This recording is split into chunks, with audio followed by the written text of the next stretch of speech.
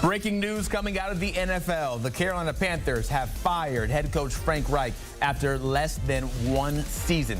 The Panthers hired Reich last offseason, but Panthers owner David Tepper is now changing course, with Carolina sitting at 1-10 on the year. That's the worst record in the NFL. Special teams coordinator Chris Tabor will take over as interim coach. Offensive coordinator Thomas Brown will resume play calling duties. This is the statement from owner David Tepper. I met with Coach Reich this morning and informed him that he will not continue as head coach of the Carolina Panthers. I want to thank Frank for his dedication and service, and we wish him well. Effective immediately, special teams coordinator Chris Tabor will serve as our interim head coach. Senior assistant Jim Caldwell will be a special advisor to offensive coordinator Thomas Brown, who will take over play calling duties. Now we bring in our lead insider, Jonathan Jones. And JJ, this is a Carolina situation that probably is not shocking that many after the reports of David Tepper leaving the locker room yesterday, screaming out an expletive. It just didn't work for Frank Reich. What is your reaction right here? Not surprised that it's one and done for Frank Reich, considering the way that the season was going, considering the offensive ineptitude of the Carolina Panthers this season. I mean, look, only being able to score 10 points against the Tennessee Titans and 1 touchdown, and really the past several weeks it had been like that. You know, I go back to when David Tepper hired Frank Reich as the head coach in the offseason, and he had the opportunity to hire Steve Wilks, who is a defensive coach, now the defensive coordinator of the San Francisco 49ers, who led the Carolina Panthers to very nearly making the playoffs, winning the NFC South and making the playoffs, and obviously failed in that final game against the Tampa Bay Buccaneers. But I know that that game weighed heavily on the future of Steve Wilks in Carolina. But that was a Panthers team that, while he was the interim, looked better than at any other point in David Tepper's ownership. But David Tepper looked at the wins of the NFL and saw that to win in the NFL, you needed a quarterback, and you needed someone to help bring that quarterback up. So in comes Frank Reich, who had a successful but ultimately unsuccessful at the end term with the Indianapolis Colts. A veteran coach, a fantastic human being by all accounts, and that he was going to be able to usher in a new era with the Carolina Panthers, where you surrounded Frank Reich and his staff with so many veteran coaches, as well as up-and-comers like offensive coordinator Thomas Brown. Then they make the trade for Bryce Young to go up to #1 overall and get their quarterback of the future. And this has been the result.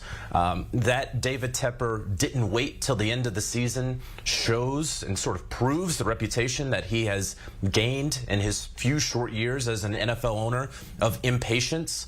Let's not forget, of course, that he fired Ron Rivera, hired Matt Rule to a 7-year contract despite having very, very little NFL experience, fired him less than 2.5 years into that, then again hired Frank Reich, and now is firing Frank Reich. This will now be the 3rd head coach that David Tepper has been on since becoming the Panthers owner just about 5-ish years ago. Yeah, that revolving door ever since Cam Newton was kind of showed the door has certainly been spinning very fast in Carolina. When you look at the entire situation right here, Scott Fitterer, the GM for the Panthers, no mention from David Tepper with him and his status. How much of this whole situation do you think relies on the GM making the trade and just constructing this roster? Well, look, the Panthers in David Tepper's era, they really tried just about everything at quarterback, right? They attempted to keep Cam around, but obviously Cam and the injuries ultimately led to him leaving. And then they tried it with a Teddy Bridgewater, sort of as a bridge quarterback, and that didn't work. They tried trading for Sam Darnold, a former top 3 overall pick, someone who, hey, change of scenery, maybe that's going to help him. They tried to draft a Matt Corral, someone in the middle round that you could have on a rookie contract that you could develop. That obviously didn't work out. They went out and got Baker Mayfield, again, a top overall pick, and it didn't work. And so then finally, let's trade up. let's go get the Heisman Trophy winning quarterback. Does he have some deficiencies, at least in terms of height? Absolutely. But what he has been able to do throughout his young career, it should mean that he will continue to grow in the NFL, and that's the guy we can hitch our wagon to.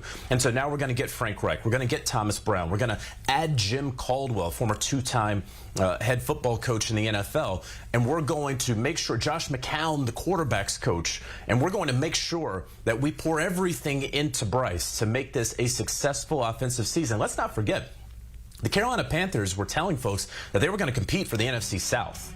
You know, that was the expectations that going into this season, that they could win the division, because again, at the end of last year, they were right there. If they beat Tampa, they would have been playing the Dallas Cowboys in the wild card round. Instead, they have the worst record in football. And while I understand that the Arizona Cardinals have 2 wins, I understand that the New England Patriots look really, really bad and have 2 wins. The Carolina Panthers are by far the worst team in the NFL. By far the worst team in the NFL. And so when you consider, look at these offensive numbers, when you consider that the defense on almost every trip that the opponent takes into the red zone, they come away with points at a higher rate than any other team in the NFL, that this was supposed to be an all-star group, that this was supposed to be the time that the Panthers could finally figure it out and build. And not only are they stuck in neutral, but they have gone very, very quickly in reverse, is a stunning development, truly, because this was a staff, this was a quarterback that they couldn't fail. Maybe they wouldn't win a whole lot in 2023, but they wouldn't fail. And they have failed spectacularly through 11 games, so much so that David Tepper moving to fire Frank Reich before the end of the first season in what is truly one of the quickest hooks I can remember. I mean, even Urban Meyer, as disastrous a tenure as that was with the Jacksonville Jaguars, he lasted longer than Frank Reich just lasted in Carolina. Yeah, it is a wild, wild time in Carolina. I know a lot of the fans out there are probably more upset with David Tepper and just the way his whole ownership has gone as he's been the head man there in Carolina. But you mentioned development, and I want to ask about Bryce Young. What do you think this means for him now going forward? He'll have a new head coach and presumably a new offensive coordinator coming in and setting things up. Look, I think that Bryce is not without his share of blame, and I think that he would be the first to raise his hand and say so. Bryce, I think, fully understands that he's made some mistakes out there that have been costly to the team, and I do believe that because of how bad this team has been, that Bryce has developed some bad habits that I hope, for his sake, he will be able to rid himself of sooner rather than later. All those things said, whether it was Bryce Young or C.J. Stroud or any other young quarterback that may be out there, they were not going to be successful behind this offensive line.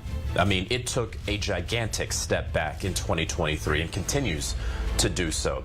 Certain strengths of the offensive line have turned into weaknesses, again, almost stunningly and surprisingly. The wide receivers, we've talked about this really since week 2. They've been unable to get separation. They spent more on a running back in the offseason, Miles Sanders, than any other team did on a free agent, someone who was not on their team who played the running back position.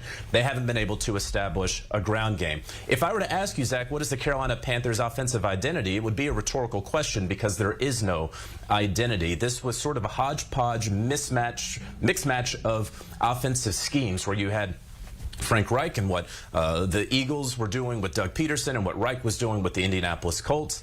And then you had Thomas Brown bringing some influences of the Shanahan-McVay system that he brought over from the LA Rams. And what you wound up sort of getting, again, and then you had Jim Caldwell, and then you had Josh McCown. There were a lot of chefs in the kitchen, which, again, that was a pendulum swing for the Carolina Panthers. Go back to the Matt Rule tenure. Again, I mentioned he didn't have very much NFL experience, nor did really his entire coaching staff. He brought a lot of his friends and buddies from Temple and Baylor over to the Carolina Panthers, and David Tepper realized, no, we need a lot more gray hair on our staff, guys who have been there, done that.